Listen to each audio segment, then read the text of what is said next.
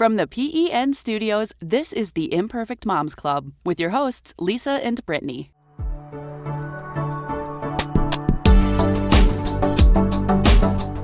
On this week's episode of Imperfect, Lisa shares her experiences and knowledge of complex post-traumatic stress disorder. It's an important issue facing many moms, so please join us for this special episode of Imperfect.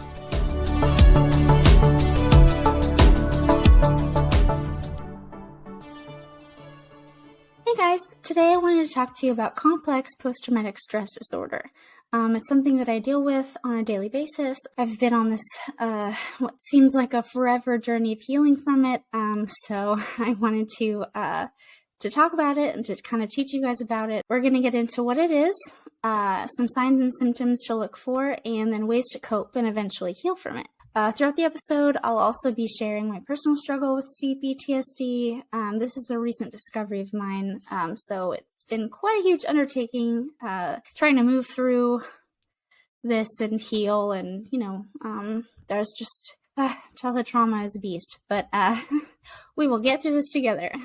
Before we dive in, let's talk about the differences between PTSD and complex PTSD. So when a lot of people think about PTSD, they think of military veterans who come back from war zones with terrible flashbacks to what they saw and experienced overseas. However, the list of things that can cause someone to develop PTSD is never ending.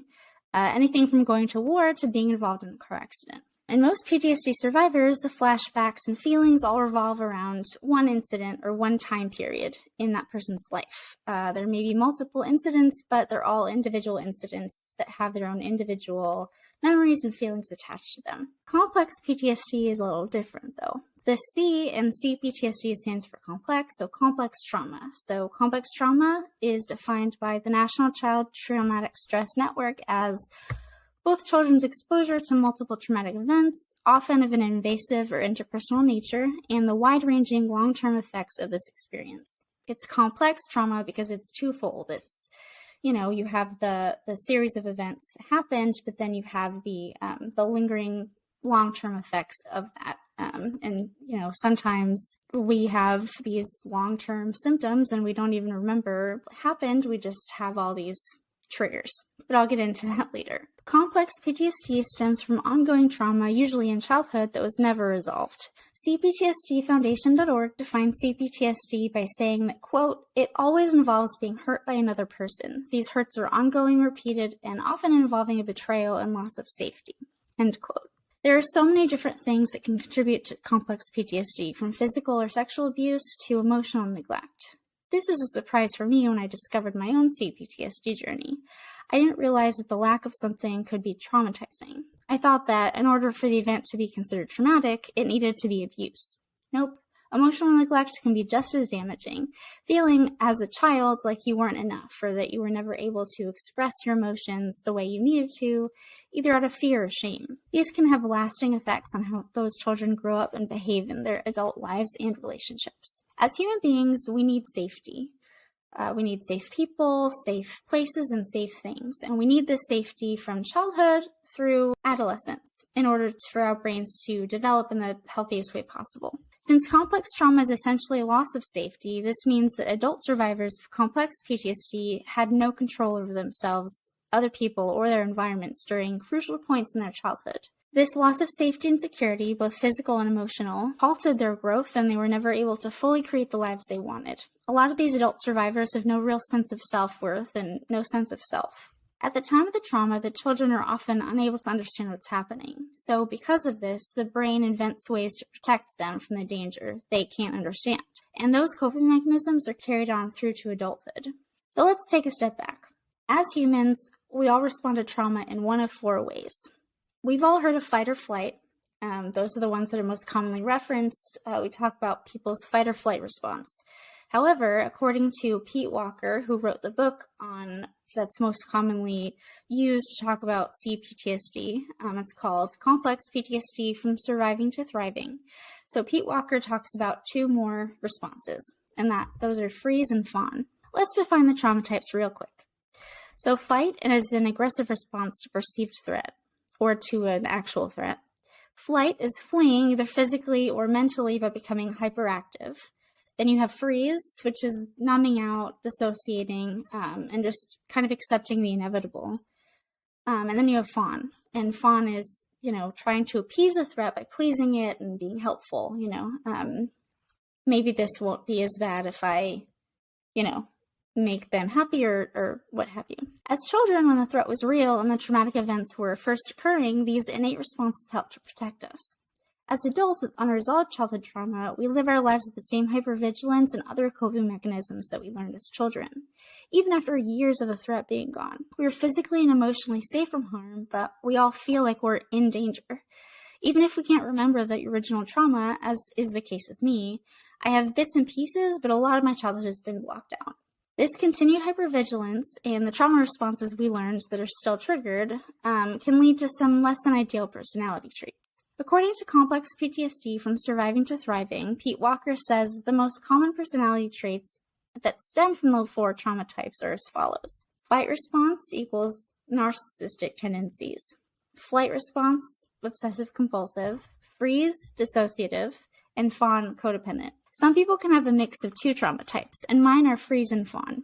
As soon as my brain detects a threat, I either go into full appeasing mode, or if the stress gets to an unmanageable level, my brain shuts down and I don't feel anything. This is called dissociation, which means that my brain will just shut down when things get to be too much for me to handle emotionally. The dissociation is often described as zoning out. We all zone out every now and then, but with dissociation, it's usually prolonged and happens in times of high stress. Some of the ways that CPTSD manifests in adult survivors are amnesia, alienation, chronic distrust, chronic physical pain, revictimization, flashbacks and nightmares, sometimes with physical sensations, anxiety, dissociation, trouble with emotional and affect regulation. And then we have depression, toxic shame, and even autoimmune diseases, which I didn't even know. A few symptoms that I wanted to get into more detail about are affect dysregulation, toxic shame, and revictimization. So affect or emotional dysregulation is the inability to manage your emotions. So the repressed trauma results in internalized feelings, often of rage. These emotions come bubbling up to the surface in times of unrelated stress when these emotions are triggered, and it can be very difficult for CPTSD survivors to calm themselves down. So the next one that I want to talk about is toxic shame. So shame happens when something about you or your identity is looked at negatively, harshly. A child is taught shame when they are told that something they're doing or thinking is wrong. We all experience shame in different ways, but toxic shame happens when the shame starts to break down your sense of self. When your self-worth starts to go down because of all of the shame that you feel. Toxic shame is usually closely followed by anger and self-disgust. Once toxic shame has a hold of you, it can be incredibly difficult to get rid of. Suddenly, you're stuck in an endless cycle of negative self-talk. In the book Complex PTSD from Surviving to Thriving, Pete Walker describes toxic shame as the inner critic. The next one, revictimization. After a trauma, the mind creates ways to regulate and regain stability. The symptoms of CPTSD that I listed earlier are all ways the mind teaches itself to cope. Sadly, these same defense mechanisms can also leave the survivor vulnerable to experience similar trauma again. That's where re-victimization occurs. An example of this would be if the mind learned to be helpless and passive in the face of danger, that individual may not be able to actively get away from a future traumatic situation. Before adult complex PTSD survivors are able to get the help that they need, they often learn to cope with their feelings of insecurity by isolating themselves from others in the world. Sadly, the isolation often leads to depression and sometimes even suicidal behavior. Even worse than that is when an adult with untreated CPTSD has children who learn the same coping mechanisms from watching their parents. This leads to a cycle of intergenerational trauma that will continue if the cycle is not broken. I've basically made it my mission in my motherhood journey to break the cycle. It's just, it's easier said than done, but I am working hard on it. Okay, so when we get back, we'll talk about some coping skills.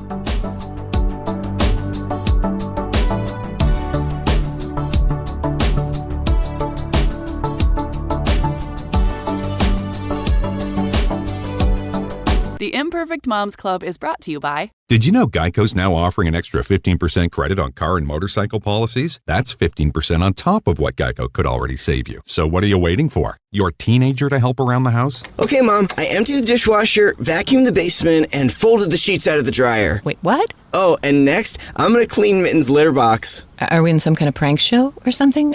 That's a camera, isn't it? There's never been a better time to switch to Geico. Save an extra 15% when you switch by October 7th. Limitations apply. Visit geico.com for details.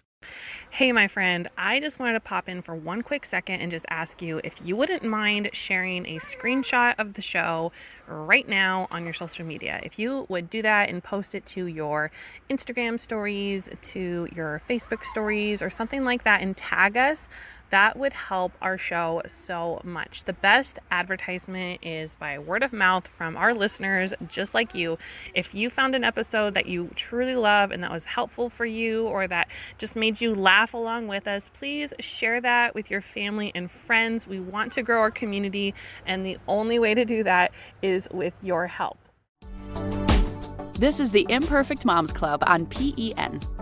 Get in touch with the show through the PEN listener hotline at 833-PODS-NET. That's 833-763-7638. And now, back to the Imperfect Moms Club on the Podcast Entertainment Network. The most important thing you can learn to help you battle CPTSD, battle the trauma responses you have in your everyday life, is how to regain presence in the current moment. The trauma responses and emotional flashbacks that you experience pull you out of the present moment and into a painful past memory. Even if you don't see it, you still feel it. Even if you don't remember what happened, the painful feelings associated with what happened are still there. Learning to be present in the moment and mindful will do wonders for you and will help you regain control of your central nervous system so that you can break free from the thoughts and pull yourself back. A lot of this has to do with becoming attuned to your own body and mind in moments of distress. It can help to ask yourself what is needed in that moment. What part of you feels off? What can you do to soothe that specific part of yourself? Do you need to splash some water on your face? That always works for me, but honestly, sometimes I just need a whole ass shower. When you're able to focus in on what specific parts of yourself need something and what those specific needs are, then you are grounded in the current moment. And therefore, you'll start feeling better. Honestly, it's all about choosing something different to focus on. Something happening in the here and now. Of course, this is way easier said than done. I have a 3-year-old and a special needs 1-year-old. So honestly, I spend a lot of time feeling like I'm floating above my body because the stress is too much. But again, work in progress. In therapy, my therapist and I spent a lot of time talking about mindfulness techniques. My favorite trick that works for me is asking myself questions about what's in front of me. You can do this in your head or out loud, whatever works. It works both ways. One time I was in the car with my husband and I had recently told him about this skill. I started feeling bad suddenly and he started talking about the cars in front of us and asking me questions about them. What color is that car? What color is that truck? What's the color of the light we just passed? Things like that. This brought the focus back to sitting in the car with my husband, and I was back in the car with my husband, and if I was back in the car with my husband, I couldn't be in that scary memory. If I was focused on what color the truck was, I couldn't be focused on negative feelings from the past. Some other skills similar to this involve focusing on breathing or meditating, but if you dissociate like I do, meditation is just going to take you further away from your body in the current moment. In Pete Walker's book, he devotes an entire chapter to exactly how to get out of an emotional flashback. Those difficult moments when we're triggered and can't seem to escape the feelings. In this outline, there are 13 steps, and I'm going to run through them quickly with you now. Step 1 is to identify that you're in an emotional flashback. So you can say to yourself in your head or say it out loud, I'm having a flashback. This serves as a reminder for yourself that you're okay, this is in the past, this isn't happening right now and can't hurt you right now. Step 2 is I'm scared, but I'm not in any danger. So validate your feelings. It's a sad memory or a scary memory. It's okay to feel scared, but know that you're safe. Step 3 is to own your boundaries. So remind yourself that no one is allowed to cross your boundaries, and you can get yourself out of uncomfortable situations if need be. Step 4, love on your inner child.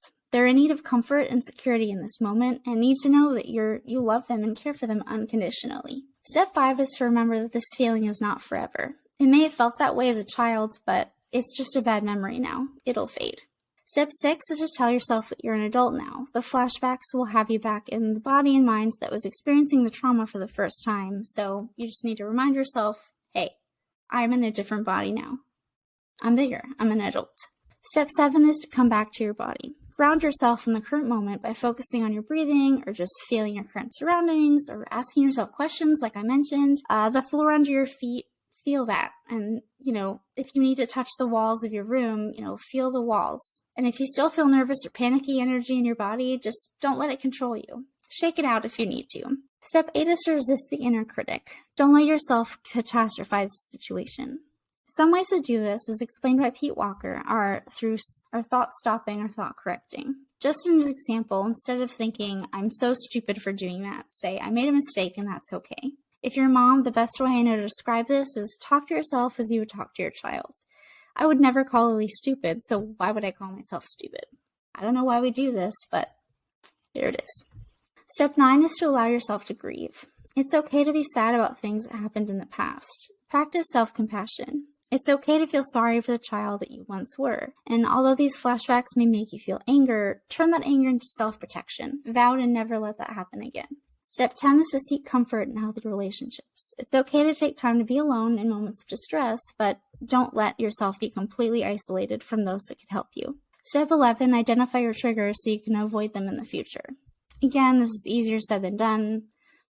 I mean, my kids trigger me and I can't just leave them and go peace and leave, right? But when we take a closer look at those triggers from our kids, we see that it's not actually our kids' behavior that's triggering, but it's a thought or belief in that moment that's associated with their behavior. If Lily isn't listening to me because she's 3, the thought that I have that I always come back to is I'm failing at discipline. And it's triggering, and then I don't feel good, and I'm no longer in the current moment. Step 12 is to try to figure out what your mind is flashing back to. Either it's something that happened, or it's a belief that was instilled in you at a young age. Flashbacks allow us to discover things we may not have discovered otherwise. They can also give us the motivation we need to ask for the thing we needed and get that need met. And lastly, step 13 is to be patient with yourself. It takes time to come out of an emotional flashback. Even if you follow these 13 steps to the letter, over time, this process of coming out of flashbacks will get easier and quicker, but it will take time. Don't rush yourself. The most important thing is that you are doing the work to help yourself, no matter how long it takes. These skills are great and work wonders in times of high stress, but what about when we're currently feeling triggered? How do we cope with CPTSD long term?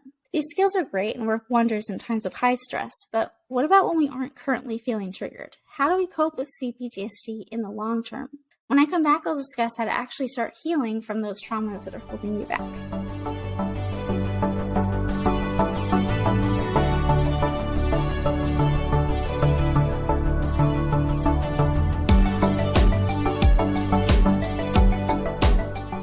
And now, a word from our sponsors. Imagine a world where potty training is fun, fast, and easy. Only pull-ups have Disney graphics that fade when wet to teach big kids to stay dry. So they're motivated to keep the music going. I'm a big kid now. Did you know Geico's now offering an extra 15% credit on car and motorcycle policies? That's 15% on top of what Geico could already save you. So what are you waiting for? Your dentist to actually believe you? And you're flossing every day. Absolutely. Great. And you're cutting down on your sweets? Of course. Wonderful. Then I don't even need to look in there. Great. See you in 6 months. There's never been a better time to switch to Geico. Save an extra 15% when you switch by October 7th. Limitations apply. Visit geico.com for details. Enjoying this show? Be sure to check out all the shows across the Podcast Entertainment Network, where there's a show for every interest. Visit www.podcastentertainment.com to browse through the full collection of shows. And now, back to the Imperfect Moms Club on the Podcast Entertainment Network. Probably the best way I've come across, and one that I'm currently working on myself, is reparenting. The idea that you can heal your inner child by giving them yourself what you never got when the trauma was happening. If your parent or someone close to you was abusive or neglectful when you were growing up, you can still undo the damage they caused by being a better parent to your inner child than they were. Pete Walker, the author of Complex PTSD From Surviving to Thriving, describes complex PTSD as, quote, a learned set of responses and a failure to complete numerous important developmental tasks. His entire book is devoted to reparenting and how to do that. Quote, what is learned can be unlearned and vice versa. What was not provided by your parents can now be provided by yourself and others. Recovery from CPTSD typically has important self-help and relational components. The relational piece can come from authors, friends, partners, teachers, therapists, therapeutic groups, or any combination of those. I like to call this reparenting by committee, end quote. So, unlike a lot of mental health disorders, it's not something we're born with, and thus, it can actually be healed instead of just managed. That's good news. In Pete Walker's book, he talks about the yin and yang of reparenting, which is remothering and refathering. I understand that the times have changed and it may no longer be PC to use those terms, but bear with me. So, remothering. So Pete Walker states that what is gained by a child whose mothering needs were adequately met as a child is self-compassion. This is the home base that children can return to in troubling times. Self-compassion can also be described as the sense that we are deserving of love and we're lovable, that the child is accepted for all aspects of their experience. The underlying concept here is that unconditional love is every child's birthright. Sadly, the lack of this unconditional love can never be fully resolved. According to Pete Walker, unconditional love is only appropriate and developmentally helpful before 2 years of age. After 2, children start to learn gradually, very gradually, that as much love as they get, there are some limits. There are some boundaries, and crossing them is unacceptable. So now we have refathering. So when a child has a core of self-compassion, self-protection starts to develop as well. The goal of refathering is to become assertive and protect yourself from external and internal harm, as you should have been protected as a child. Pete Walker describes a self-fathering exercise called the Time Machine Rescue Operation. Essentially, you tell your inner child what you would do to protect them from the abuse if time travel was ever invented. You describe exactly what you do to stop the threat before it can harm and traumatize your inner child. I will call the police on them if they ever lay a hand on you, or I'll put masks on their face so that they can't give you menacing stares. That sort of thing. To finish up this segment, I wanted to read some reparenting affirmations that Pete Walker lists in his book. If any of the episode has resonated with you, I'm sure you'll find comfort in these phrases. I'm only going to share the first 10, but if you want to see the rest of them, or if you'd like to learn more about CPTSD, there's a lot that I didn't have time to cover. Be sure to check out Complex PTSD From Surviving to Thriving by Pete Walker. I am so glad you were born. You are a good person. I love who you are, and I'm doing my very best to always be there for you. You can come to me whenever you're feeling hurt or bad. You do not have to be perfect to get my love and affection. All of your feelings are okay with me. I am always glad to see you. It is okay for you to be angry, and I won't let you hurt yourself or others when you are. You can make mistakes. They're your teachers. You can know what you need and ask for help. Want to get in touch with the show? Email us at imperfect@podcastentertainment.com. Thank you for listening to today's episode of the Imperfect Moms Club.